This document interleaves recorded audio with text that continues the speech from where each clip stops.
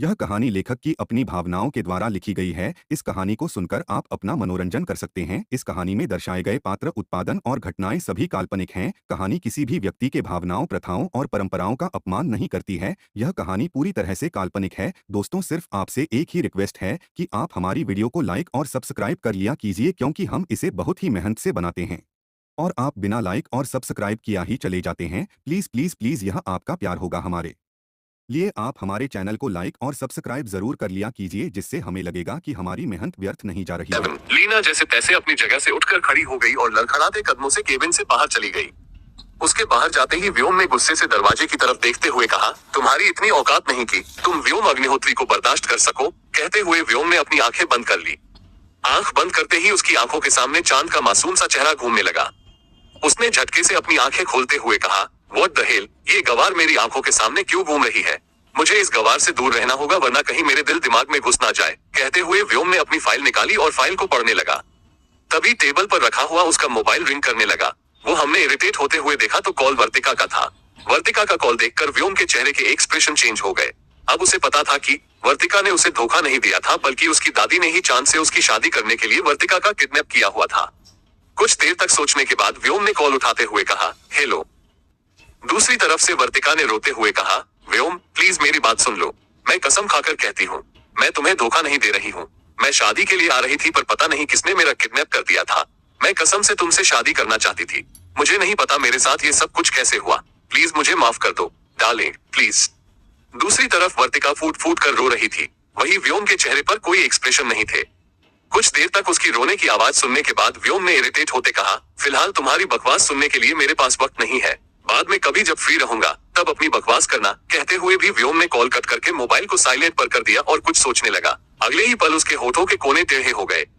व्योम ने जल्दी से कॉल उठाकर वर्तिका का नंबर डायल किया। दूसरी तरफ वर्तिका, जो कि इस वक्त गुस्से से अपने रूम में बैठी हुई थी, व्योम का कॉल आते हुए देखकर उसने जल्दी से कॉल उठाते हुए कहा, व्योम डार्लिंग, तुमने मुझे माफ कर दिया ना।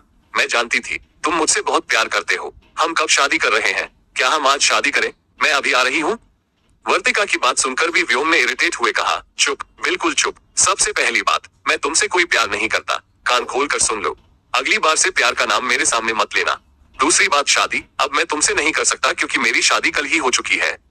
वर्तिका ने जैसे ही व्योम की बात सुनी, उसने लगभग चिल्लाते हुए कहा, क्या तुम किसी और से शादी कैसे कर सकते हो? तुमने शादी कैसे कर ली? तुम तो मुझसे शादी करने वाले थे ना। मैं शादी को इस नहीं मानती। तुम्हें अभी के अभी मुझसे शादी करनी होगी। तुम मुझे धोखा नहीं दे सकते व्योम। कहते हुए वर्तिका कॉल पर ही फूट फूट कर रोने लगी। व्योम ने गुस्से से चिल्लाते हुए कहा, बकवास करना बंद करो और यह बेफिजूल में गला फाड़ना भी। मेरे कानों में दर्द हो रहा है और मैंने जैसा कि कहा है, मेरी शादी हो चुकी है, पर वह मेरी मर्जी से नहीं हुई है। मेरी दादी माँ ने जबरदस्ती मेरी शादी एक गवार लड़की से कर दिया है। अब मुझे उसे अपनी लाइफ से निकालना है।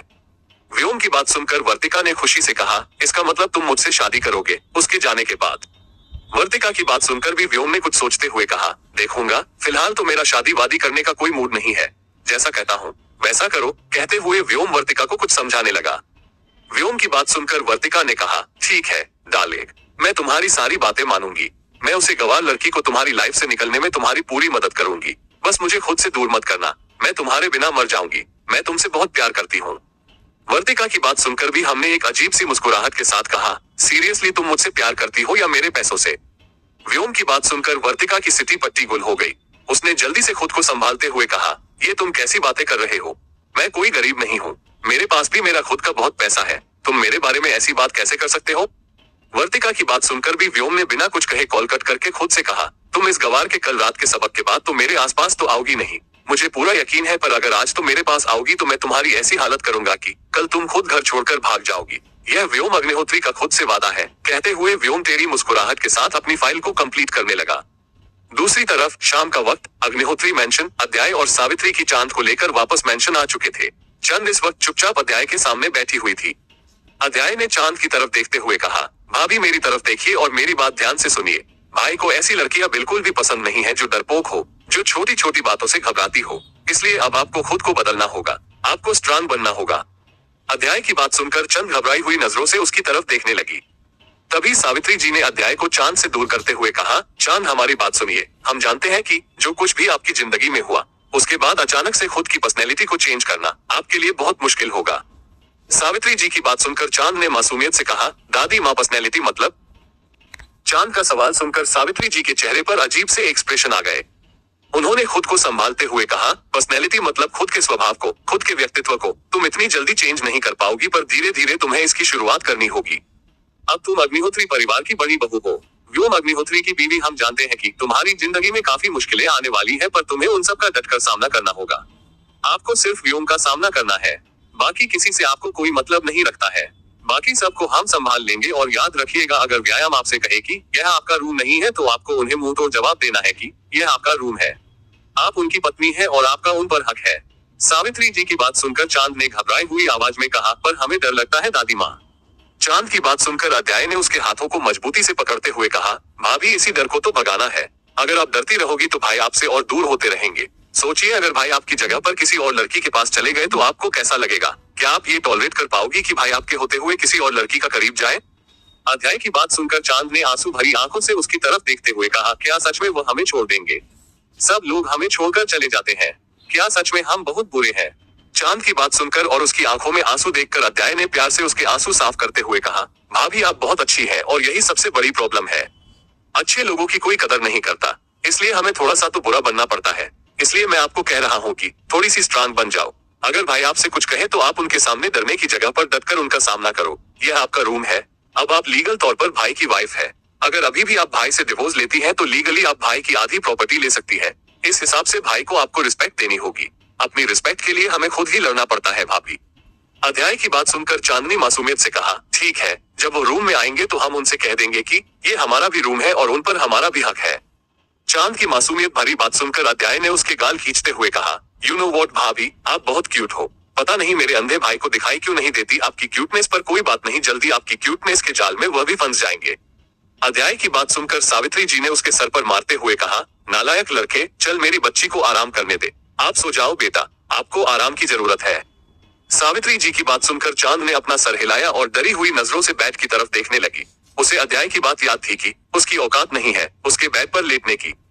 चांद को बेड को इस तरह से देखते हुए देखकर सावित्री जी ने कहा, अभी अभी हमने क्या कहा आपको याद है ना? इस रूम में मौजूद हर एक चीज पर आपका उतना हक है जितना व्योम का। आपको किसी भी चीज के लिए डरने की जरूरत नहीं है। सावित्री जी की बात सुनकर चांद ने अपना सर हिलाया और चुपचाप बेड के कोने पर सिकुड़ कर लेट गई। सावित्री जी और अध्याय रूम से बाहर चले गए। तबीयत खराब होने की वजह से आज चांद ने रूम में ही डिनर कर लिया था। अभी तक व्योम वापस नहीं आया था। चांद ने घड़ी में टाइम देखा, इस वक्त रात के 10 बजे बज रहे थे। उसने खुद से कहा कि यह अभी तक आए क्यों नहीं। कहते हुए चांद बेड पर लेट गई और सीलिंग को देखने लगी। उसकी आंख से एक आंसू की बूंद गाल पर आ गई। बचपन से लेकर आज तक दर्द और तकलीफ के सिवा उसे कुछ नहीं मिला था, पर आज तक उसने किसी के सामने भी ऊंची आवाज में बात नहीं की थी। शायद कभी कोई उसकी लाइफ में था ही नहीं जो उसे समझा सके कि उसे भी अपने हक के लिए लड़ना है। चांद ने धीमी आवाज में कहा, काश आप हमारे साथ होती माँ, काश आप हमारे साथ होते पापा, हमारी जिंदगी में इतनी तकलीफें नहीं होती अगर आप दोनों होते तो। चांद ये सब कह ही रही थी कि तभी रूम का दरवाजा खुला। दरवाजा खुला की आवाज सुनकर चंद घबरा कर उठकर बैठ गई। उसने दरवाजे की तरफ देखा तो वहां पर व्योम खड़ा था। व्योम देखते ही चांद के हाथ पैर ठंडे पड़ गए। उसे याद आ रहा था कल रात को किस तरह से उसके साथ बर्ताव कर रहा था वह। व्योम की वजह से वो 2 बार नीचे गिरी थी और उसे अपनी कमर में अभी भी दर्द महसूस हो रहा था। व्योम ने अपना चेहरा ऊपर उठाकर बेड की तरफ देखा। बेड पर चांद को देखकर उसकी आंखें छोटी हो गई। अगले ही पल उसके होठों के कोने टेढ़े हो गए और उसके चेहरे पर शैतानी मुस्कुराहट आ गई। उसने अपने कदम बेड की तरफ बढ़ा दिए। वही व्योम बेड के पास आते हुए देखकर चंद, जो इतनी देर से खुद को हिम्मत दे रही थी कि उसे अध्याय और सावित्री जी की बातों को सुनकर जैसा उन्होंने कहा है वैसा ही करना है, उसकी पूरी हिम्मत एक पल में चकनाचूर हो गई और उसके चेहरे पर पसीने की बूंदें चमकने लगी। व्योम ने बेड के पास आकर चांद को घूरते हुए कहा, ओ तो मेरी बीवी यहाँ पर मेरा इंतजार कर रही है। व्योम की बात सुनकर चांद ने कुछ नहीं कहा। व्योम ने बेड के पास आकर चांद की तरफ झुकते हुए कहा, इधर आओ, अपने पति से दूर क्यों भाग रही हो? मेरा ही तो इंतजार कर रही थी ना। चलो बीवी, कल तो हमारी शादी हो गई पर सुहागरात वो तो हमने सेलिब्रेट ही नहीं की। बीवी let celebrate our first night. Vyom की बात सुनकर चांद ने मासूमियत से कहा, फर्स्ट नाइट मतलब क्या होता है? चांद की बात सुनकर भी व्योम जिसे देखकर लग रहा था कि वो हल्के नशे में है, उसके चेहरे पर अजीब सी हंसी आ गई। उसने हंसते हुए कहा, ओ माय गॉड, मेरी गवार बीवी को फर्स्ट नाइट नहीं पता। कोई बात नहीं, मैं हूं ना तुम्हारा पति, तुम्हें सब कुछ समझा दूंगा। तुम्हें समझा दूंगा कि फर्स्ट नाइट होती क्या है, पर मैं बताऊंगा नहीं, मैं करूंगा। प्रैक्टिकल तरीके से तुम्हें अच्छे से समझ आएगा। कहते हुए व्योम ने झट कैसे चांद को अपनी तरफ खींच लिया। वो उसके अचानक से खींचने की वजह से चांद सीधा उसके मजबूत सीने से जाकर टकरा गई। उसने अपने सर को पकड़ते हुए कहा, हमारा सर, कहते हुए चांद की आंख से एक आंसू की बूंद गाल पर आ गई। व्योम ने उसका चेहरा ऊपर उठाकर उसके खूबसूरत चेहरे को देखते हुए कहा, वैसे सच में बीवी, कयामत हो तुम, कयामत। एपिसोड 12। व्योम की बात सुनकर चांद मासूमियत से अपनी आंसू भरी आंखों से उसकी तरफ देखने लगी। चांद की आंखों में आंसू देखकर व्योम ने उसके गालों को मजबूती से दबाते हुए कहा, क्या तुम रोना धोना स्टॉप करके मेरी अटेंशन हासिल करना चाहती हो? व्योम की बात सुनकर चांद को कुछ समझ नहीं आया, पर उसके इस तरह से गाल दबाने की वजह से चांद को दर्द होने लगा। उसने धीरे से कहा, हमें दर्द हो रहा है, प्लीज छोड़ दीजिए। उसकी मीठी सी आवाज सुनकर व्योम के दिल की धड़कनें तेजी से धड़कने लगी। उसने मजबूती से अपनी आंखें बंद करते हुए कहा, तुम्हारी आवाज कितनी मीठी है, बिल्कुल कोयल की तरह। कौन सी शक्कर खाती रहती हो दिन भर? व्योम की बात सुनकर चांद ने मासूमियत से कहा, नहीं, हमें मीठा पसंद नहीं है, हम मीठा नहीं खाते। कहते हुए वो काफी क्यूट लग रही थी। व्योम ने चांद के छोटे से चेहरे की तरफ देखते हुए कहा, बीवी, कल तुमसे कहा था ना, मेरे करीब मत आना, फिर तुम यहाँ पर क्या कर रही हो? व्योम की बात सुनकर चांद ने अपना चेहरा नीचे झुकाते हुए कहा, वो हम आपकी बीवी है ना, दादी माँ ने कहा था कि जो आपका है वह हमारा है, इसलिए हम आपसे अपना हक मांग रहे हैं, हम यहाँ से कहीं नहीं जाएंगे। चांद ने घबराते हुए बहुत हिम्मत करके कहा, क्योंकि व्यायाम से उसे डर लग रहा था। वही चांद की बात सुनकर व्योम के होठों के कोने टेढ़े हो गए। उसने चांद के चेहरे के करीब अपना चेहरा लाते हुए कहा, तो ठीक है, अब जब तुम खुद ही मेरे करीब आना चाहती हो तो मैं क्यों तुमसे दूर रहूं? तुम्हें पता है, तुम्हें देखने के बाद से अजीब सा लग रहा है, आज तुम्हें हासिल भी कर लेता हूँ। वैसे भी तुम तो मेरी बीवी हो ना, और बीवी को अपने पति को खुश रखना चाहिए, तो मुझे खुश रखोगी ना? व्योम की बात सुनकर चांद ने मासूमियत से कहा, हाँ, हम आपको खुश रखेंगे, पर आप हमें डांटोगे नहीं ना? कल हमें बहुत डर लगा था, आप हमें बाहर नहीं निकलोगे ना? बहुत ठंड लगती है और बहुत डर भी लगता है। कहते हुए चांद की आंखों से आंसू निकलने लगे। व्योम ने उसके छोटे से चेहरे को दबाते हुए कहा, नहीं निकलूंगा बाहर। व्योम इस वक्त हल्के नशे में था। चांद का खूबसूरत सा चेहरा उसे अपनी तरफ अट्रैक्ट कर रहा था। व्योम ने धीरे से चांद को अपने करीब खींचते हुए कहा, वैसे तुम्हारा नाम क्या है? चांद ने व्योम की आंखों में देखते हुए कहा, हमारा नाम चांद है। चांद की बात सुनकर भी व्योम ने धीरे से कहा, चांद, बहुत खूबसूरत नाम है, और तुम भी सच में चांद की तरह ही खूबसूरत हो। तुम्हें पता है मेरा नाम क्या है? व्योम के सवाल को सुनकर चांद ने अपना चेहरा नीचे झुकाते हुए अपना सरनामे हिला दिया। इस वक्त वह काफी मासूम लग रही थी। उसका जवाब सुनकर व्योम के होठों पर अजीब से मुस्कुराहट आ गई। उसने चांद की गर्दन पर अपनी उंगली चलाते हुए कहा, मेरा नाम व्योम है, तुम्हें पता है व्योम का मतलब? चांद ने अपना चेहरा ऊपर उठाकर दोबारा अपना सरनामे हिला दिया। व्योम के इतना ही करीब होने की वजह से उसे डर लग रहा था। घबराहट की वजह से उसके माथे पर पसीने की बूंदें चमक रही थी। उसकी सांसें भी बड़ी हुई थी। व्योम ने चांद के चेहरे के करीब अपना चेहरा लाकर लगभग उसके चेहरे पर गर्म सांस छोड़ते हुए कहा, व्योम का मतलब होता है आसमान और तुम चांद। तुम्हें पता है, आसमान और चांद एक दूसरे के करीब रहकर भी एक दूसरे के नहीं हो पाए। व्योम की बात सुनकर चांद ने कुछ नहीं कहा। वो बस अपना चेहरा नीचे झुकाकर व्योम की देखने लगी। व्योम ने उसके चेहरे के करीब आते हुए कहा, पर आज मैं चांद को आसमान से मिलाकर रहूंगा, तो मेरा साथ दोगी ना बीवी? व्योम की बात सुनकर चांद ने मासूमियत से कहा, हमें क्या करना होगा? व्योम ने उसके होठों पर अपना अंगूठा फिराते हुए, कुछ नहीं, बस मैं जो करूंगा तुम्हें उसमें मेरा साथ देना होगा। आखिर तुम मेरी बीवी हो। चलो, बातों बातों में मैं भूल ही गया, हमें हमारी फर्स्ट नाइट भी तो सेलिब्रेट करनी है। व्यायाम की बात है सुनकर चांद के चेहरे पर फिर से कंफ्यूजन नजर आने लगी। बेचारी को पता ही नहीं था कि फर्स्ट नाइट मतलब होता क्या है। उसके चेहरे के एक्सप्रेशन देखकर व्योम ने उसे अपने और करीब खींचते हुए कहा, ज्यादा सोचने की जरूरत नहीं है मेरी गवार बीवी। मुझे अच्छे से पता है कि तुम्हारे छोटे से दिमाग में मेरी बातें नहीं घुसने वाली, पर मैं तुम्हें बहुत जल्दी सब कुछ बता दूंगा। व्योम के मुंह से गवार सुनकर चांद की आंखों में आंसू आ गए। उसने धीरे से रोते हुए कहा, हम गवार नहीं है। व्योम ने हंसते हुए कहा, तुम गवार नहीं हो, तुम्हें पढ़ना लिखना नहीं आता, तुम्हें छोटी छोटी बातें समझ नहीं आती, और तुम कह रही हो कि तुम गवार नहीं हो। चांदनी रोते हुए कहा, हमने पढ़ाई की है। कहते हुए चांद ने अपनी 4 उंगलियां ऊपर करते हुए कहा, हम चौथी तक पढ़े हैं, हमें हिंदी पढ़नी आती है। चांद की बात सुनकर भी व्योम ने मुस्कुराते हुए कहा, अच्छा कोई बात नहीं, इंग्लिश के क्लास में तुम्हें देता हूँ। कहते हुए व्योम ने झटके से चांद को बेड पर धक्का दे दिया। व्योम के अचानक से धक्का देने की वजह से चांद घबराते हुए पीछे की तरफ गिर गई। व्योम ने मुस्कुराहट के साथ कहा, तो चलो इंग्लिश की क्लास शुरू करते हैं। कहते हुए वो अपनी शर्ट के बटन खोलने लगा। चंद डरी हुई नजरों से उसकी तरफ देख रही थी। व्योम ने चांद के डरे हुए चेहरे की तरफ देखते हुए कहा, बीवी, क्लास चाहिए ना? तुम्हें तो वही तो दे रहा हूँ, इसमें डर क्यों रही हो? कहते हुए भी हमने झटके से अपनी शर्ट को निकालकर साइड में फेंक दिया। अब उसकी मस्कुलर बॉडी चांद के सामने थी, पर वो इतनी ज्यादा डरी हुई थी, उसका ध्यान किसी और चीज पर जा ही नहीं रहा था। उसे इस वक्त व्योम के चेहरे में अपनी मामी का चेहरा नजर आ रहा था, जो दिन रात उसे मारती रहती थी। उसने रोते हुए कहा, प्लीज हमें मत मारना, हम नहीं सोएंगे यहाँ पर, हम नीचे सो जाएंगे। कहते हुए चंद बेड की दूसरी तरफ से कूदकर जमीन पर आ गई। चांद की बात सुनकर व्योम की आंखें छोटी हो गई। चांद ने रोते हुए कहा, हम यहीं पर सो जाएंगे, पक्का प्रॉमिस, पर हमें बाहर मत निकलना, वहां पर हमें बहुत डर लगता है, प्लीज। चांद इस वक्त काफी ज्यादा प्यारी और मासूम लग रही थी। उसकी आंखों से लगातार आंसू निकल रहे थे। उसकी बात सुनकर व्योम ने झटके से उसके पास आकर उसे कमर से पकड़कर अपने करीब खींचते हुए कहा, मैंने कब कहा कि मैं तुम्हें जमीन पर सोने के लिए कहूंगा? मैंने तो कहा कि मैं तुम्हें इंग्लिश की क्लास सिखाऊंगा, साथ ही अपने हस्बैंड को खुश कैसे करते हैं वो सिखाऊंगा, पर तुम तो रोने लगी। इसमें रोने की क्या बात है? क्या तुम मुझे अपना हस्बैंड नहीं मानती हो?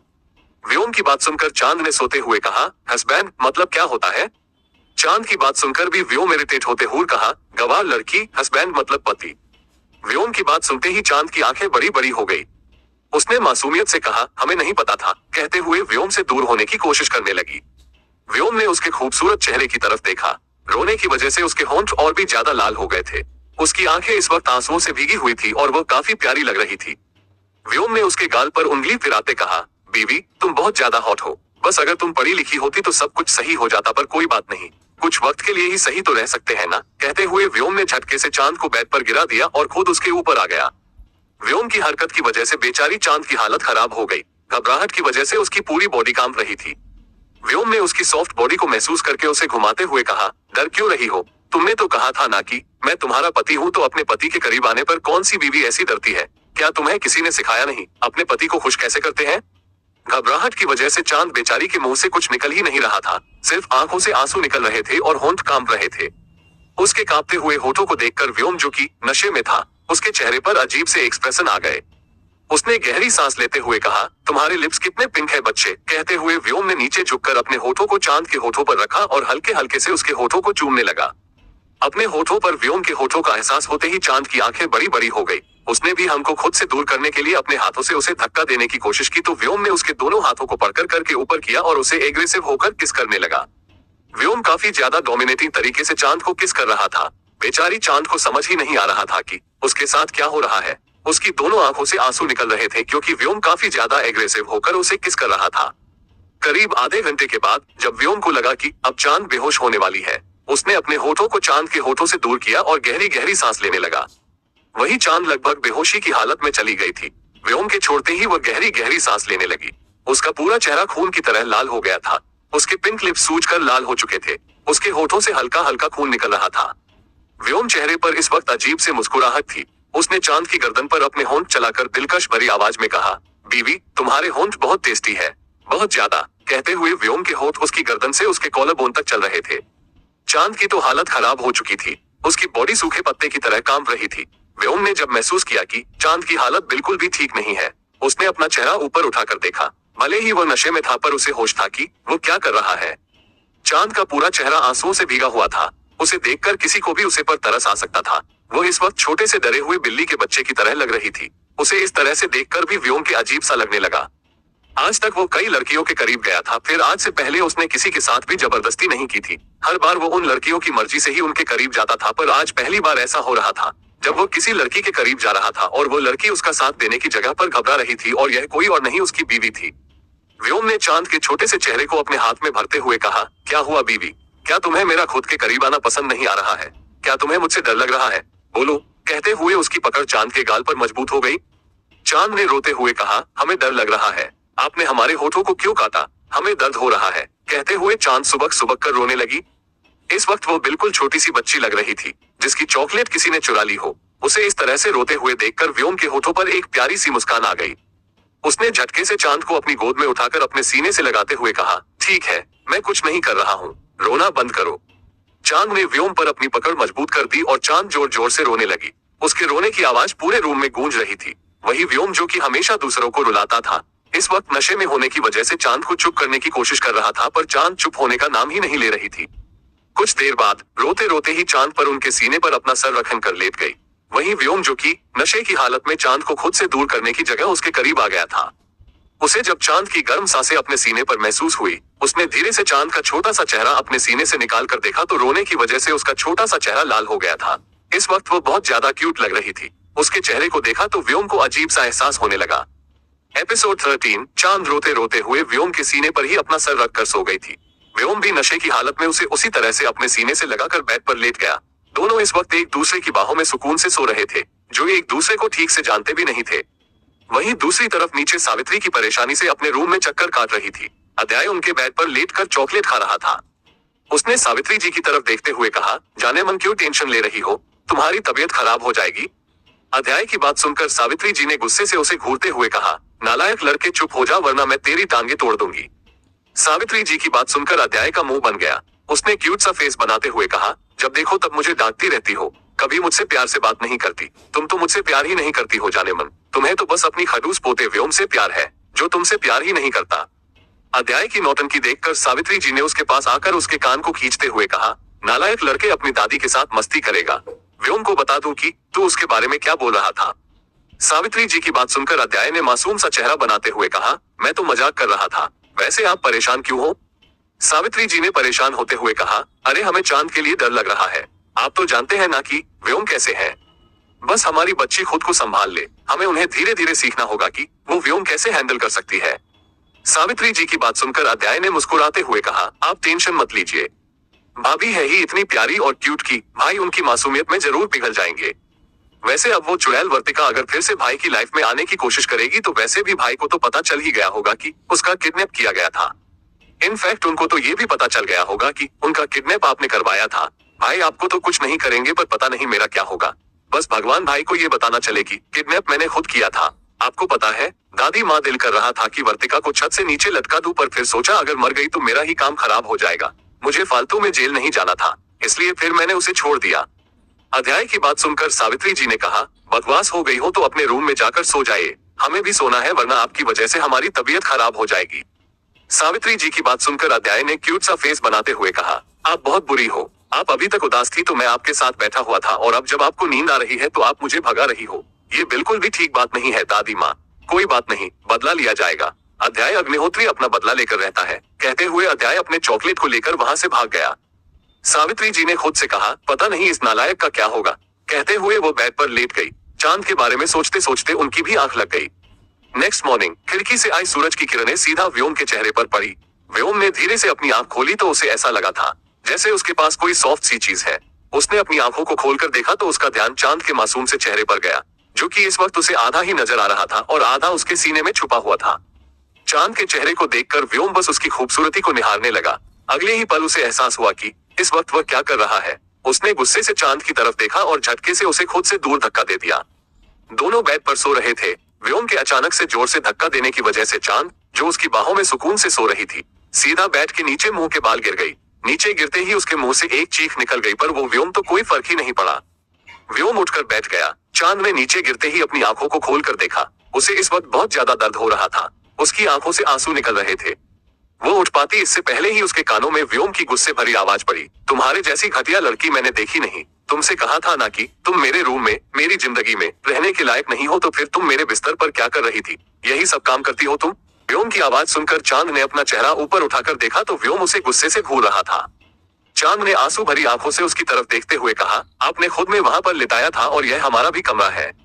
चांद ने डरी हुई आवाज में कहा, क्योंकि रात को नशे में होने के बाद भी व्योम थोड़ा नॉर्मल लग रहा था, पर इस वक्त उसका चेहरा काफी डरावना था। चांद की बात सुनकर व्योम गुस्से से उसके पास आकर उसे बालों से पकड़कर खड़ा करते हुए कहा, तो तुम कह रहे हो कि मैं तुम्हें अपने साथ यहाँ पर लेकर आया था? क्या तुम्हें सच में लगता है कि तुम्हारी इतनी औकात है कि तुम मेरे साथ सो सको? बोलो। कहते हुए भी व्योम की पकड़ चांद के बालों पर मजबूत हो गई। चांद ने दर्द से करते हुए कहा, प्लीज हमारे बालों को छोड़ दीजिए, हमें दर्द हो रहा है। व्योम ने चांद के चेहरे की तरफ देखा। उसकी आंखों से आंसू निकल रहे थे। उसका छोटा सा चेहरा रोने की वजह से लाल हो गया था। व्योम ने अपनी आंखों को मजबूती से बंद किया। उसकी आंखों के सामने कल रात के नजारे घूमने लगे। किस तरह से वह रूम में आया, किस तरह से नशे की हालत में वो खुद चांद के करीब गया, कैसे उसने चांद के होठों को किस किया। उसे नशे में कहीं अपनी बात भी याद आ रही थी कि तुम्हारे होंठ कितने टेस्टी और कितने सॉफ्ट हैं।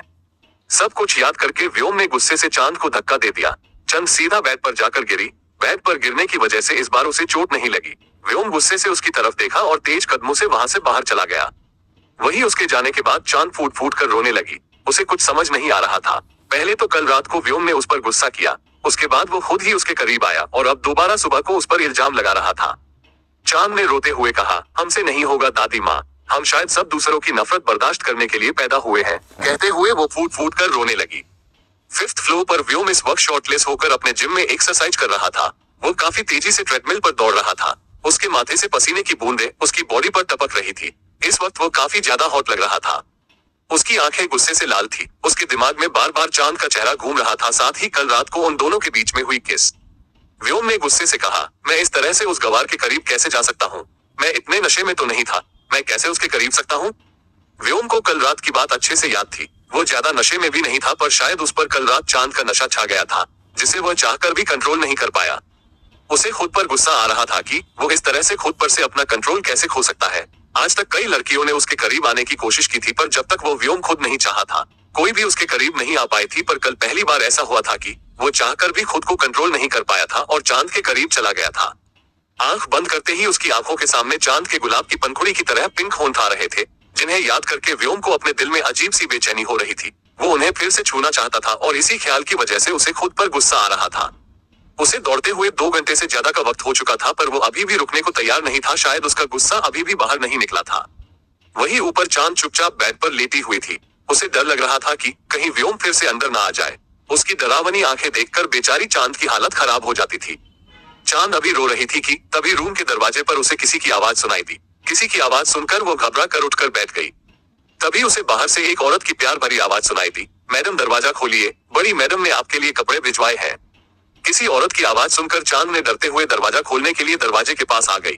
उसने दरवाजा खोला तो दरवाजे पर एक बूढ़ी सर्वेंट मौजूद थी, जिनकी उम्र 60 साल के आसपास होगी। उनके हाथ में एक थाली थी। उन्होंने मुस्कुराते हुए कहा, इसमें आपके कपड़े और गहने हैं, आप इन्हें पहनकर तैयार हो जाइए। आज आपकी मुंह दिखाई और पहली रसोई की रस्म है। चांद ने डरते हुए कहा, ये किसने भेजा है? चांद के चेहरे के एक्सप्रेशन देखकर सर्वेंट ने मुस्कुराते हुए कहा, ये बड़ी मैडम ने आपके लिए भेजा है, आप डरिए मत, आप इस घर की बड़ी बहू है। कहते हुए सर्वेंट वहां से मुस्कुराते हुए चली गई। चांद ने थाल को खोलकर देखा तो उसमें एक लाल कलर की बेहद खूबसूरत साड़ी और बेहद खूबसूरत जेवर थे, जिन्हें देखकर उसके चेहरे पर अजीब से एक्सप्रेशन आ गए। चांद ने आज से पहले कभी भी जेवर नहीं देखे थे।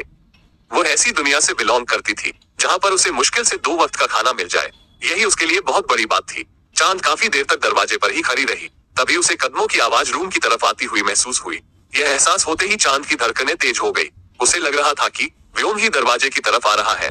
वो दौड़ते हुए रूम में आ गई। उसने जल्दी से खुद को संभाला और थाली के साथ ही बाथरूम के अंदर घुस गई।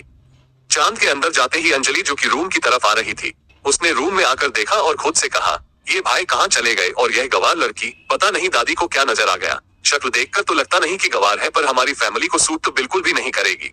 अब मैं अपना काम कैसे करूं? भाई के पास जाना ही होगा। कहते हुए अंजलि वहां से पलटकर चली गई। वही चंद बाथरूम में कंफ्यूज होकर सब कुछ देख रही थी। उसे कुछ भी समझ नहीं आ रहा था। उसके गांव में तो शावर था नहीं, यहाँ तक कि बाथरूम भी लकड़ी की बनी हुई थी। वो बेचारी कंफ्यूज होकर पूरे बाथरूम को देख रही थी, जो कि उसके घर से काफी बड़ा था। आखिर में चांद बाथ टब के पास आ गई। उसने खुद से कहा, क्या यह नहाने वाला तालाब है? क्या अमीरों का तालाब ऐसा होता है? कहते हुए चांद बाथ टब को छूकर देखने लगी। उसके लिए तो ये काफी नई चीज थी। कुछ देर तक वहां पर घूमने के बाद चांद शावर के पास आ गई। उसने शावर की तरफ देखते हुए कहा, और यह क्या है? कहते हुए चंद ने शावर को ऑन कर दिया। शावर के ऑन होते ही चांद के ऊपर ठंडा पानी गिरने लगा। बारिश के मौसम में ठंडे पानी का बॉडी पर एहसास होते ही चांद घबराकर पीछे हट गई। उसे समझ नहीं आ रहा था कि अब वो उसे बंद कैसे करे। चांद ने जल्दी से वहां पर जितनी भी टैप थी सारी दबा दी। कुछ देर बाद वहां से गर्म पानी आने लगा, पर इस वक्त उसका टेम्परेचर कुछ ज्यादा ही था। चांद ने जल्दी से उसे भी बंद किया और घबराते हुए बाथरूम के कोने में खड़ी हो गई। उसने आंसू भरी आंखों से बाथरूम की तरफ देखते हुए कहा, अब हम नहाए कैसे? कहते हुए वो अपने नाखून चबाने लगी। बेचारी मासूम चांद को पता ही नहीं था कि अब उसे करना क्या है। एपिसोड 14। शावर का ठंडा और गर्म पानी महसूस करने के बाद चांद ने बाथरूम की किसी भी चीज को टच करने की दोबारा हिम्मत नहीं की। वो बस आंसू भरी आंखों से प्यार बाथरूम को देख रही थी। बाथरूम में ना उसे बाल्टी नजर आ रही थी, ना कोई मग। उसे समझ नहीं आ रहा था कि अब वह क्या करे।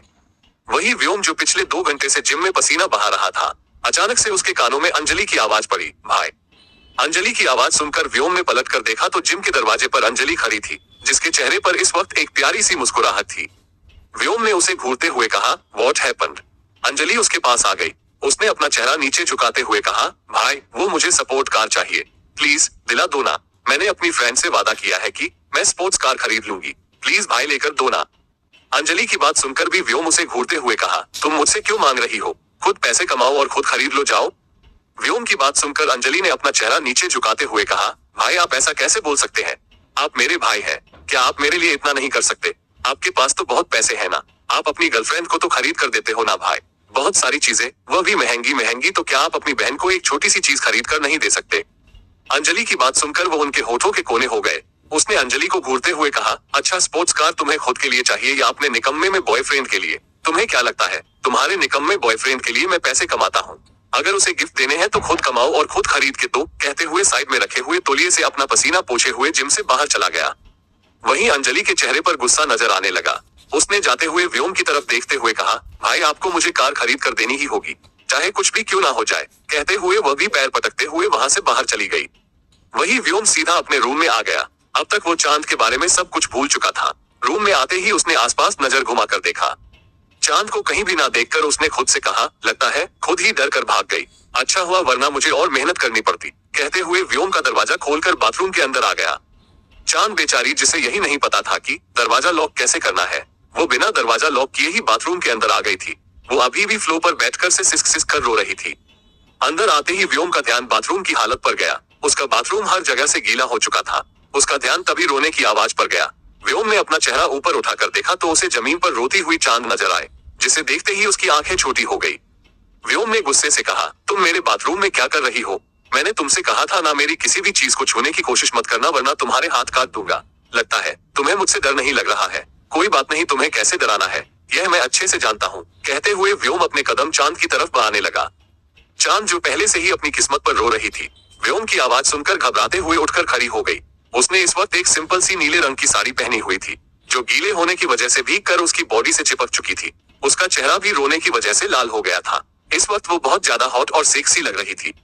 चांद डरी हुई नजरों से व्योम की तरफ देख रही थी। वही व्योम, जो कि थोड़ी देर पहले तक गुस्से से उसकी तरफ अपने कदम बढ़ा रहा था, अब चांद के करीब जाते हुए उसकी धड़कनें तेज हो चुकी थी और उसके चेहरे के एक्सप्रेशन भी चेंज हो चुके थे। उसने खुद से कहा, क्या ये लड़की मुझे सेड्यूस करने के लिए जानबूझकर यह सारी हरकतें कर रही है? इसे क्या लगता है व्योम अग्निहोत्री इसके जैसी गंवार लड़की को देखकर सेड्यूस हो जाएगा? कहते हुए व्योम ने अपने निचले होंठ को बाइट किया। वो खुद से कह तो रहा था कि उसे चांद को देखकर कोई फर्क नहीं पड़ रहा है, पर उसकी बॉडी चांद को देखकर अपने आप रिएक्ट कर रही थी। खूबसूरत से खूबसूरत लड़कियों को रिजेक्ट करने वाला व्योम आज चांद को देखकर खुद को कंट्रोल नहीं कर पा रहा था। अब तक वो चांद के बेहद करीब पहुंच चुका था। चांद ने रोते हुए कहा, हमें माफ कर दीजिए, हमें नहीं पता था, प्लीज हमें माफ कर दीजिए। दादी माँ ने हमें तैयार होने के लिए कहा था, इसलिए हम बाथरूम के अंदर आ गए, प्लीज हमें छोड़ दीजिए। कहते हुए चांद, जो उनके अपने करीब आने से पहले ही दूसरी तरफ से भागने की कोशिश करने लगी। वो वहां से जाने ही वाली थी कि गीले फ्लो पर पैर पड़ने की वजह से वो मुंह के बाल नीचे गिरने को हुई। इससे पहले कि वो नीचे गिरती, व्योम ने झटके से उसे बाजू से पकड़कर अपनी तरफ खींच लिया। चांद व्योम के मजबूत सीने से जाकर टकरा गई। उसके बाल गीले होकर उसके चेहरे से चिपक चुके थे। इस वक्त को काफी ज्यादा ब्यूटीफुल लग रही थी। व्योम की नजरें उसके खूबसूरत चेहरे पर ही ठहर गई। उसने धीरे से चांद के बालों को उसके कान के पीछे करते हुए कहा, तुम जानबूझकर ये सब कुछ मुझे सेड्यूस करने के लिए कर रही हो, है ना? और तुम्हें पता है तुम अपनी चाल में कामयाब हो चुकी हो, क्योंकि सच में मैं सेड्यूस हो चुका हूँ। कहते हुए व्योम की उंगलियां चांद की गर्दन पर चलने लगी। चांद बेचारी की हालत खराब हो गई। व्योम की उंगलियां अपनी बॉडी पर महसूस करते ही उसे अपनी बॉडी में अजीब सा एहसास होने लगा। उसने कांपती हुई आवाज में कहा, हमें छोड़ दीजिए। चांद की बात सुनकर व्योम ने धीरे से अपना चेहरा उसके चेहरे के करीब लाते हुए कहा, क्या सच में? चांद ने डरते हुए बस अपना सर हिला दिया। व्योम ने मुस्कुराते हुए कहा, एस योर विश। कहते हुए उसने अपने हाथों की पकड़ चांद की कमर से हटा ली। अगले ही पल चंद फिर से कमर के बाल गली फ्लो पर गिर गई नीचे। गिरते ही उसके मुंह से फिर से चीख निकल गई। वही व्योम टेढ़े तरीके से मुस्कुराते हुए चांद को देखने लगा। चांद ने रोते हुए कहा, आपने हमें नीचे क्यों गिराया? व्योम चांद के सामने घुटनों के बल बैठ गया। इस वक्त उसने भी शर्ट नहीं पहनी हुई थी और उसकी मस्कुलर बॉडी काफी हॉट लग रही थी। चांद के टच करने की वजह से उसकी बॉडी पर भी पानी की बूंदें चमक रही थी। व्योम ने मुस्कुराते हुए कहा, तुमने ही तो कहा था ना कि छोड़ दीजिए, तो मैंने छोड़ दिया। अब तुमने ये तो नहीं कहा था कि मुझे खड़ा कर दीजिए। तुम्हें कुछ समझ ही नहीं आता, सच में तुम गवार हो। व्योम की बात सुनकर चांद फिर से सुबक सुबक कर रोने लगी। इस वक्त वो बहुत प्यारी और इनोसेंट लग रही थी। उसने रोते हुए कहा, आप सच में बहुत बुरे हो, बहुत बुरे हो। कहते हुए उसने उठने की कोशिश की। नीचे गिरने की वजह से उसकी साड़ी का पल्लू उसके आंचल से सरक चुका था। व्योम के सामने उसका हॉट और सेक्सी फिगर था, जिसे देखकर व्योम, जो कि अब तक टेढ़े तरीके से मुस्कुरा रहा था, उसके चेहरे पर अजीब से एक्सप्रेशन आ गए। वो खुद को कंट्रोल करना चाहता था, पर चांद की बॉडी देखकर वो ऐसा कर नहीं पा रहा था। उसका हाथ अपने आप चांद की कॉलर बोन पर चला गया। उसने उसकी कॉलर बोन को टच करते हुए कहा, तुम कितनी सॉफ्ट हो, बिल्कुल कॉटन कैंडी की तरह। कहते हुए व्योम की उंगलियां धीरे धीरे चांद की गोरी गर्दन और उसकी कॉलर बोन के साथ उसके गले पर चलने लगी।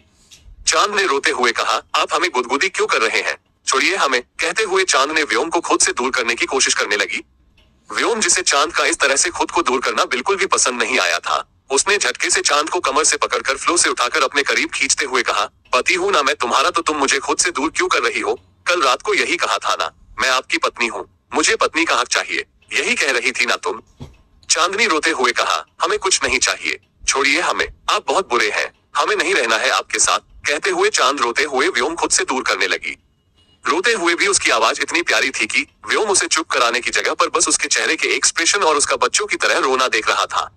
उसने खुद से कहा, क्या दादी ने गवार के साथ एक बच्ची से मेरी शादी करती है? इसकी उम्र देखकर ही 16-17 साल लग रही है।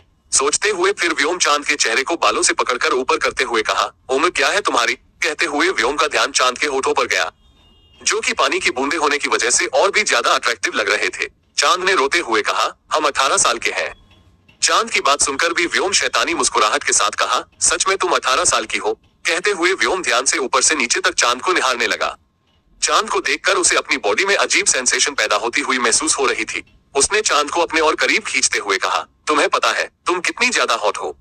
व्योम की बात सुनकर चांद ने आंसू भरी आंखों से उसकी तरफ देखकर धीरे से कहा, हॉट मतलब? चांद के सवाल को सुनकर इस बार व्योम को हैरानी नहीं हुई, क्योंकि वो समझ गया था कि इसे इंग्लिश का एक शब्द भी नहीं आता। व्योम ने टेढ़ी मुस्कुराहट के साथ कहा, हॉट मतलब बदसूरत, तुम बदसूरत हो। व्योम की बात चांद ने अपना चेहरा नीचे झुकाते हुए कहा, इसमें हमारी क्या गलती? भगवान ने हमें जैसा बनाया है हम वैसे ही है। चांद को इस तरह से अपनी बात पर यकीन करते हुए देखकर व्योम को बहुत हंसी आ रही थी, क्योंकि उसने साफ साफ झूठ बोला था। अगर कोई चांद को बदसूरत कहे तो फिर खूबसूरती की परिभाषा क्या होगी?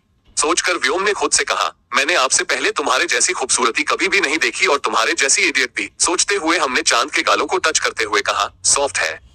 चांद ने आंसू से भरी आंखों से व्योम की तरफ देखते हुए कहा, सॉफ्ट मतलब? व्योम ने टेढ़ी मुस्कुराहट के साथ कहा, बहुत ही ज्यादा अजीब और भद्दे। व्योम के मुंह से खुद की बुराई सुनकर चांद को रोना आ रहा था। वही व्योम इंग्लिश में तारीफ और हिंदी में उसकी बुराई कर रहा था। बेचारी इनोसेंट सी चांद, जिसे कुछ भी समझ नहीं आ रहा था। वो ये सोचकर कि वो सच में बहुत ज्यादा खराब दिखती है, लगातार रो रही थी। व्योम ने उसकी नाजुक से कमर को टच करते हुए कहा, तुम्हें पता है कि तुम्हारी कमर कितनी सिलेक्टिव है? इस बार चांद ने कुछ नहीं पूछा। व्योम ने उसके कानों के पास अपने होंठ ले जाकर धीमी आवाज में कहा, तुमने पूछा नहीं कि सिलेक्टिव मतलब क्या? व्योम के सवाल पर चांद ने आंसू भरी आंखों से उसकी तरफ देखते हुए कहा, बहुत ज्यादा खराब ना। चांद के जवाब को सुनकर व्योम ने नीचे झुककर उसकी नाजुक से कमर की तरफ देखा। चांद की कमर पर एक छोटा सा तिल था, जो कि उसकी गोरी और नाजुक से कमर को और भी ज्यादा अट्रैक्टिव बना रहा था। व्योम ने अपने होठों को उस तिल पर रखते हुए कहा, नहीं, बहुत ज्यादा खूबसूरत, इतनी खूबसूरत कि इसे अपने दोनों हाथों से पकड़ना चाहता हूँ मैं। कहते हुए व्योम की उंगलियां और उसके होंठ चांद की नाजुक से कमर पर चलने लगे। चांद, जो कि रो रही थी, व्योम के होठों को अपनी कमर पर महसूस करके उसकी हालत खराब हो गई। उसकी धड़कनें तेजी से धड़कने लगी और उसके पेट में तितलियां उड़ने लगी। उसने अपने निचले होंठ को बाइट करके बेहद मदहोशी भरी आवाज में कहा, यह आप क्या कर रहे हैं? व्योम उसकी कमर पर बाइट करते हुए कहा, मैं लव बाइट दे रहा हूँ। कहते हुए चांद की गोरी से कमर पर अपने होंठ चलने लगा। चांद बाथरूम के फ्लो पर ही लेटी हुई थी और व्योम उसकी कमर पर अपने होंठ चल रहा था। बेचारी चांद को तो उसकी किसी बात का कोई मतलब समझ नहीं आ रहा था। वो बस अपनी आंखों को मजबूती से बंद करके खुद के मुंह से निकलने वाली आवाज को कंट्रोल करने की कोशिश कर रही थी। एपिसोड 15। व्योम इस वक्त चांद की खूबसूरती में पूरी तरह से बैठ चुका था और वह भूल गया था कि उसे चांद जैसी लड़कियां बिल्कुल भी पसंद नहीं है। उसके होंठ अभी भी चांद की कमर पर चल रहे थे। उसने चांद की साड़ी के पल्लू को उसकी बॉडी से अलग कर दिया था। चांद इस वक्त सिर्फ ब्लाउज में फ्लो पर लेटी हुई थी। उसकी बॉडी को व्योम इस वक्त अभी हम साफ साफ देख पा रहा था। चांद की सिलेक्टिव बॉडी को देखकर उसे पूरी तरह से छूना चाहता था। वो उसे पूरी तरह से अपना बनाना चाहता था। वो चांद के पेट पर अपनी उंगलियां चलाने लगा। उसने धीरे से कहा, तुम सच में बहुत ज्यादा खूबसूरत हो, बहुत ज्यादा। कहते हुए व्योम का हाथ धीरे धीरे ऊपर जाने लगा। इससे पहले ही उसके कानों में अपने मोबाइल के रिंग की आवाज पड़ी। व्योम, जो पूरी तरह से चांद की खूबसूरती में मदहोश हो गया था, मोबाइल की आवाज सुनकर अचानक से अपने होश में आया। उसने खुद की तरफ देखा और चांद की तरफ। दोनों ही बाथरूम के ठंडे फ्लो पर थे। चांद लेटी हुई थी और व्योम भी लगभग उसके ऊपर लेटा हुआ था।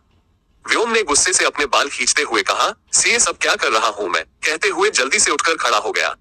हालांकि वो अभी भी चांद की खूबसूरत बॉडी पर से अपनी नजरें नहीं हटा पा रहा था, पर उसने जबरदस्ती खुद को कंट्रोल करते हुए कहा, कंट्रोल कंट्रोल, मैं ये सब नहीं कर सकता। मुझे इस लड़की को अपनी लाइफ से दूर करना है। यह मेरे स्टेटस की नहीं है। ना सोसाइटी में सरवाइव करने के लायक है। पूरी दुनिया हंसेगी मुझ पर कि व्योम अग्निहोत्री जैसे पावरफुल इंसान ने एक गवार के साथ शादी कर ली। नहीं, मैं इस गवार को अपनी लाइफ में नहीं रहने दे सकता। कहते व्योम ने भी हमने गुस्से से अपनी आंखें बंद की और खुद को शांत करने के लिए गहरी गहरी सांस लेने लगा। वही चांद बेचारी अभी भी फ्लो पर लेटी हुई थी। व्योम के होठों को अभी भी अपनी बॉडी पर महसूस कर पा रही थी। उसकी आंखें अभी भी बंद थी और उसके होंठ कांप रहे थे।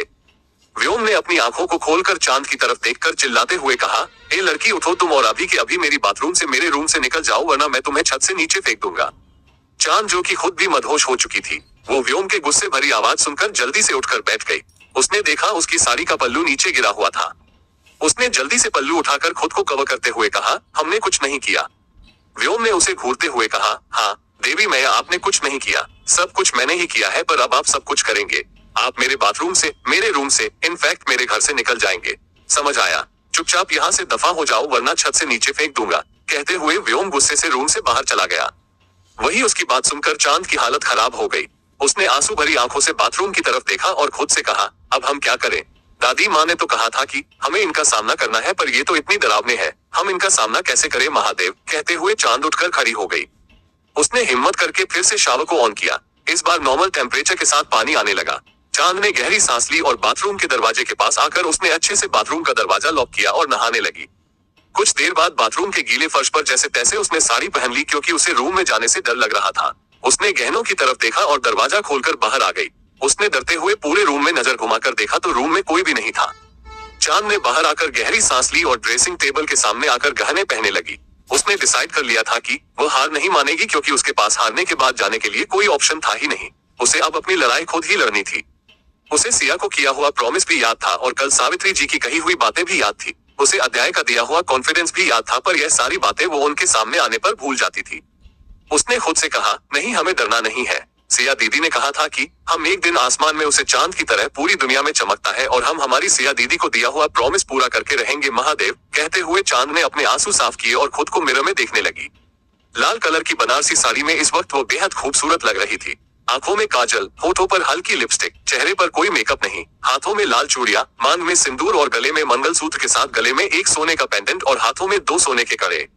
चांद को कोई भी देख कह सकता था कि उसका नाम चांद बिल्कुल उसे पर सूट करता है। वो चांद का टुकड़ा नहीं बल्कि पूरा का पूरा चांद लग रही थी। चांद मिरर में खुद को देख रही थी कि तभी उसके कानों में दरवाजे के बाहर से किसी आदमी की आवाज पड़ी, भाभी। पहले तो चांद इस आवाज को सुनकर डर गई, क्योंकि उसे लगा था कि जरूरी व्योम की आवाज होगी, पर भाभी सुनने के बाद उसे याद आया कि भाभी तो उसे अध्याय कहता है। अध्याय की याद आते ही चांद दरवाजा खोलने के लिए दरवाजे के पास आ गई। दरवाजा खुलते ही सामने खड़े अध्याय को देखकर चांद उसके गले से लग गई। उसे इस वक्त किसी ऐसे इंसान की जरूरत थी जो उसे संभाल सके। इतनी देर से उसने बहुत मुश्किल से खुद को संभाला हुआ था। अचानक से चांद के गले लगने की वजह से अध्याय हैरान हो गया, पर चांद को इस तरह से कांपते हुए देखकर वो समझ गया कि जरूर चांद किसी बात से डरी हुई है। अध्याय ने कुछ देर तक चांद को खुद से दूर नहीं किया और फिर उसकी पीठ पर हाथ फेर के उसे दूर करते हुए कहा, क्या हुआ भाभी? चांदनी आंखों से अध्याय की तरफ देखते हुए कहा, हमसे नहीं होगा, वो बहुत डरावने हैं, हम उनके साथ नहीं रह पाएंगे। चांद की बात सुनकर अध्याय ने कहा, भाभी मैंने आपको समझाया था ना, डरने से कुछ नहीं होगा, आपको आपका हक हासिल करना होगा। वैसे क्या भाई रूम के अंदर है? कहते हुए अध्याय के चेहरे पर भी डर नजर आ रहा था। चांदनी रोते हुए अपना सर ना में हिलाया। ये सुनकर अध्याय के चेहरे पर बड़ी सी मुस्कुराहट आ गई। उसने अंदर जाकर चांद की तरफ देखते हुए कहा, ओ माय गॉड भाभी आप कितनी ज्यादा ब्यूटीफुल लग रही हो। अगर खूबसूरती की मिसाल देनी हो तो हम आपको सामने खड़ा कर सकते हैं। लिटरली मैंने आपसे खूबसूरत लड़की पूरी दुनिया में कहीं भी नहीं देखी। सीरियसली भाभी आप कितनी ज्यादा प्रीटी हो। अच्छा ये सब छोड़िए, मुझे बताइए भाई ने कुछ किया क्या? आप रो क्यों रही थी? क्या उन्होंने आप पर हाथ उठाया? क्या फिर से कुछ धमकी दी? कहते हुए अध्याय के चेहरे पर सीरियस एक्सप्रेशन आ गए।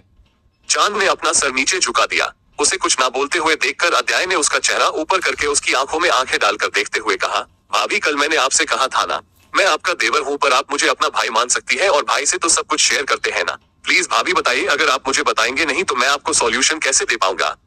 अध्याय की बात सुनकर चांद ने आंसू भरी आंखों से उसकी तरफ देखते हुए कहा, उन्होंने कहा कि हम उनके लायक नहीं है, उन्होंने कहा कि हम बदसूरत है, उन्होंने कहा कि हमारे गाल खराब है, उन्होंने कहा कि हम बहुत बुरे दिखते हैं।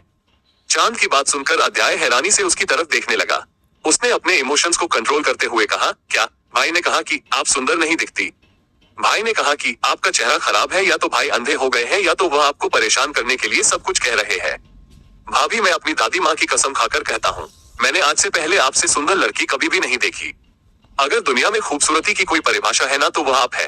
भाई सिर्फ आपको तोड़ने के लिए ये सब कुछ कह रहे थे ताकि आपको ये लगे कि आप उनके लायक नहीं है भाई, और आपको साथ में देखकर किसी के भी मुझसे सिर्फ एक शब्द निकलेगा परफेक्ट कपल। और भाई की गर्लफ्रेंड्स जिनके साथ वो घूमते थे वो सारी की सारी चुड़ैलों की तरह दिखती थी। उनके सामने तो आप 1000 गुना ज्यादा खूबसूरत हो लगता है। भाई का दिमाग खराब हो गया है, या तो उन चुड़ैलों को देखकर उन्हें पता ही नहीं है कि खूबसूरती किसे कहते हैं। अध्याय की बात सुनकर चांद ने मासूमियत से कहा, गर्लफ्रेंड मतलब क्या होता है? चांद के सवाल को सुनकर अध्याय ने अपने नाखून चबाते हुए खुद से कहा कि क्या मैं भाभी को बता दूं कि भाई की लाइफ में आज तक हजारों लड़कियां थी पर मेरी मासूम सी भाभी का दिल टूट जाएगा। फिलहाल के लिए नहीं बताता हूँ, वैसे भी यह उदास है। जब इनका और भाई का रिश्ता सुधरने लग जाएगा तब इन्हें अपने आप भाई के कारनामों के बारे में पता चल जाएगा। सोचकर अध्याय ने मुस्कुराते हुए कहा, गर्लफ्रेंड मतलब दोस्त दोस्त भाभी। अच्छा आप मेरे साथ नीचे चलिए, आज आपकी मुंह दिखाई की रस्म होने वाली है। नीचे दादी ने पड़ोस की कुछ औरतों को बुलाया है जो हमारे क्लोज रिलेटिव है। फिलहाल तो आपकी शादी पब्लिक नहीं की गई है, बस कुछ लोगों को पता है, इसलिए जल्दी से घूंघट डालिए और चलिए। कहते हुए अध्याय ने प्यार से चांद के चेहरे को छुपा लिया। चांदनी डरते हुए कहा, पर हम तो नीचे गिर जाएंगे ना।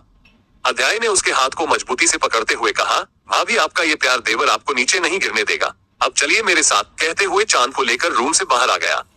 व्योम के बाथरूम से बाहर निकलने के बाद गुस्से में स्टडी रूम में तैयार होकर सीधा ऑफिस के लिए निकल गया था, इसलिए इस वक्त वह मेंशन में मौजूद नहीं था। अध्याय चांद को सीडीओ से होता हुआ नीचे लेकर आ गया। नीचे लिविंग रूम में इस वक्त विधि विकास के साथ बैठी हुई थी। विधि जी ने एटीट्यूड के साथ विकास जी की तरफ देखते हुए कहा, आपको पता है मिसेज आहूजा मुझे कह रही थी कि उनके पास 10 हीरो के हार है, तो मैंने भी अपने लिए 10 हीरो के हार ऑर्डर कर लिए। अब मेरे पास 50 हीरो के हार हो गए हैं। उन्हें क्या लगता है विधि अग्निहोत्री को कोई टक्कर दे सकता है? विधि जी की बात सुनकर विकास जी ने कहा, तुम इतने गहनों का करोगी क्या? विधि जी ने कहा, क्या करूंगी से क्या मतलब है आपका? पहनूंगी, मेरे खूबसूरत गले पर यह सारे के सारे कितने अच्छे लगेंगे। उन दोनों की बात सुनकर सावित्री की जो कि चुपचाप बैठी हुई थी, उन्होंने खुद से कहा, पता नहीं कौन से बुरे कर्म किए थे मेरे बेटे ने जो उसे ऐसी बीवी मिली। खुद के अलावा कभी किसी के बारे में नहीं सोचती है यह औरत। सोचकर उनका चेहरा खराब हो गया। उनके पास उनकी ही उम्र की या फिर उनसे कुछ कम उम्र की 7-8 औरतें बैठी हुई थी जो कि विधि जी को अजीब नजरों से घूर रही थी। सब लोग जानते थे कि उनका नेचर कैसा है, वो खुद के अलावा किसी और से मतलब ही नहीं रखती थी। उनके लिए तो दुनिया में सबसे ज्यादा खूबसूरत वही थी। एक औरत जिनका नाम कौशल्या जी था, उन्होंने सावित्री जी की तरफ देखते हुए कहा, सावित्री दुल्हन कब आएगी? इतनी देर हो गई है, कब मुंह दिखाई करोगी? अपने पोते की बहू का शादी तो चुपके से कर ली तुमने। इतने बड़े बिजनेसमैन की शादी के बारे में मीडिया को कानो कान खबर नहीं होने दी और अब बहू को भी छुपा कर रखा है। कौशल्या जी की बात सुनकर सावित्री जी ने मुस्कुराते हुए कहा, बस इंतजार करो। विधि जी जो विकास जी से बात कर रही थी और उन सभी औरतों को इग्नोर कर रही थी क्योंकि उनके अकॉर्डिंग उनमें से कोई भी उनकी औकात के बराबर नहीं थी। जैसे ही उन्होंने सुना कि व्योम की शादी हो गई है, उन्होंने चिल्लाते हुए कहा, क्या मेरे बेटे की शादी हो गई और मुझे ही पता नहीं है? उन्हें इस तरह से चिल्लाते हुए देखकर विकास जी ने उन्हें शांत करते हुए कहा, विधि शांत हो जाओ। विधि ने विकास जी को घूरते हुए कहा, आप चुप रहिए। माँ क्या आपने मेरे बेटे की शादी कर दी है? विधि जी की बात सुनकर सावित्री जी ने उन्हें घूरते हुए कहा, वो तुम्हारा बेटा कब से हो गया? पैदा होते ही तुमने उसे नौकरों के हवाले कर दिया था। आज तक कभी प्यार से गले लगाया है? जो मेरा बेटा कह रही हो और उसकी शादी कर भी दी तो तुम्हें क्या? तुम रहो अपनी किटी पार्टी में मगन। आगे स्टोरी और भी इंटरेस्टिंग है, आपको बहुत मजा आने वाला है, तो इसका नेक्स्ट एपिसोड देखना बिल्कुल ना भूले और चैनल को अपने प्यारे प्यारे हाथों से लाइक और सब्सक्राइब कर लें और अपने दोस्तों को शेयर करना बिल्कुल ना भूले और अपना प्यार भरा कमेंट जरूर करें और दोस्तों कम से कम 200 लाइक का टारगेट पूरा कर दें। मिलते हैं नेक्स्ट एपिसोड में।